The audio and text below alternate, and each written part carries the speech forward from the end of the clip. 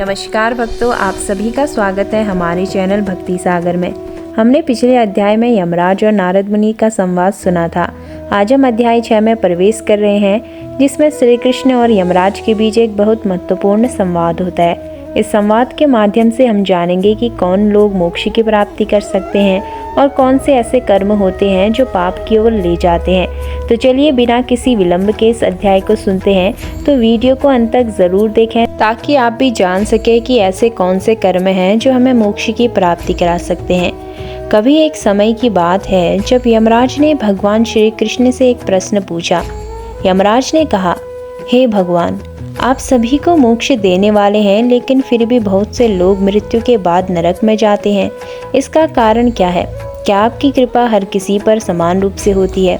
भगवान श्री कृष्ण ने मुस्कुराते हुए उत्तर दिया, यमराज, तुम्हारा प्रश्न अत्यंत महत्वपूर्ण है। मोक्ष केवल उस व्यक्ति को मिलता है जो सच्चे दिल से मुझसे जुड़ता है। जो लोग अच्छे कर्म करते हैं, भक्ति में रहते हैं, वे तो स्वर्ग जाते हैं, और जो लोग पाप करते हैं उनका मार्ग नरक की ओर हो जाता है। यमराज ने फिर पूछा, भगवान, अगर कोई व्यक्ति पाप करता है तो क्या उसे पाप का दंड नहीं मिलता?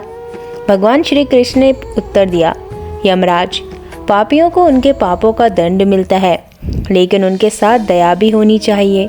जब कोई व्यक्ति अपनी गलतियों को समझकर पश्चाताप करता है और मुझसे शरण मांगता है तो मैं उसे अपने चरणों में समाहित कर लेता हूँ और उसके पापों को धो देता हूँ। यमराज ने भगवान श्री कृष्ण से पूछा, लेकिन क्या जो लोग पूरी तरह से पापी होते हैं उनके लिए कोई रास्ता नहीं है? भगवान श्री कृष्ण ने कहा, देखो यमराज, कोई भी व्यक्ति अगर सच्चे दिल से मुझसे जुड़ता है तो मैं उसकी सभी गलतियों को माफ़ कर देता हूँ। भक्ति और विश्वास से किसी भी व्यक्ति का उद्धार हो सकता है, फिर चाहे वह कितना भी पापी क्यों ना हो। यमराज ने यह सुनकर भगवान श्री कृष्ण के इस उत्तर को दिल से स्वीकार किया और कहा, हे भगवान, आपकी कृपा अपार है। अब मैं समझता हूँ कि असल में मोक्ष प्राप्ति के लिए सच्ची भक्ति और श्रद्धा सबसे महत्वपूर्ण है। इस प्रकार भगवान श्री कृष्ण और यमराज के संवाद से यह स्पष्ट होता है कि भक्ति का मार्ग ही मोक्ष की ओर जाता है। अब इस संवाद से यह भी सिद्ध हो जाता है कि पापों का दंड केवल तब होता है जब व्यक्ति अपने पापों को न समझे और पश्चाताप न करे। जो लोग अपने पापों का नाश करने के लिए सच्चे मन से भगवान की शरण में जाते हैं, भगवान उनकी हर तरह से मदद करते हैं और उन्हें पापों से मुक्ति दिलाते हैं। इसी प्रकार एक और कथा है ब्राह्मण और छिपकली की, जो न सिर्फ मोक्ष का संदेश देती है बल्कि बताती है कि करुणा और दया का कितना बड़ा प्रभाव होता है। प्राचीन काल में एक महान तपस्वी ब्राह्मण था जो बैसाख मास में नित्य स्नान, दान, जप और पूजा करता था। वह इतना पुण्यात्मा था कि प्राणी मात्र के प्रति उसमें अत्यधिक करुणा थी। एक दिन जब वह अपने घर के आंगन में बैठा जप कर रहा था, तभी एक छिपकली अचानक छत से गिरकर उसके शरीर पर आ गिरी। ब्राह्मण ने तो घृणा करी, न उसे मारा न भगाया, बल्कि शांत भाव से कहा, हे छोटे जीव, तू भी इस सृष्टि का अंग है, मुझे कोई कष्ट नहीं हुआ, तू सुरक्षित रहो। यह देखकर देवताओं में हलचल मच गई। इंद्रदेव ने नारद मुनि से कहा, जाओ देखो ये ब्राह्मण कौन है जो इतने शांत और सहनशील भाव से व्यवहार करता है। नारद जी ब्राह्मण के पास पहुँचे और बोले, हे ब्राह्मण, तू धन्य है, तूने एक छोटे जीव को भी अपमानित नहीं किया, न हिंसा की।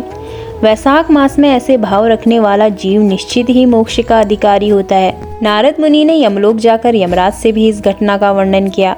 यमराज बोले, जो जीव वैशाख मास में संयम, अहिंसा, करुणा और दया रखता है वह मेरे लोक में आता ही नहीं, उसके पाप उसी क्षण भस्म हो जाते हैं। तो इस कथा से हमें यह शिक्षा मिलती है कि छोटा सा दयालु कार्य विशेष रूप से वैशाख मास में बड़ा पुण्य देता है और हर जीव में ईश्वर का अंश देखना ही सच्ची भक्ति है। प्रभु जी तुम चित्त में रहो, मन को निर्मल कर दो, हर प्राणी में दर्शन हो तुम्हारा, ऐसा भाव भर दो। तो भक्तों, जीवन में सच्ची भक्ति ही सबसे महत्वपूर्ण है। भले ही हम कितना भी पाप करें, यदि हम सच्चे दिल से भगवान के चरणों में आते हैं तो सारे पाप समाप्त हो जाते हैं और हमें मोक्ष की प्राप्ति होती है। अगर आपको यह कथा पसंद आई हो तो वीडियो को लाइक करें, शेयर करें। अगर आप हमारे चैनल पर नए हैं तो चैनल को सब्सक्राइब करना ना भूलें और हमारे साथ जुड़ जाएं, ताकि हम और भी ऐसी प्रेरणादायक कथाएं लेकर आ सकें। अब फिर मिलते हैं अगले अध्याय में। तब तक के लिए जय श्री हरि, जय श्री नारायण।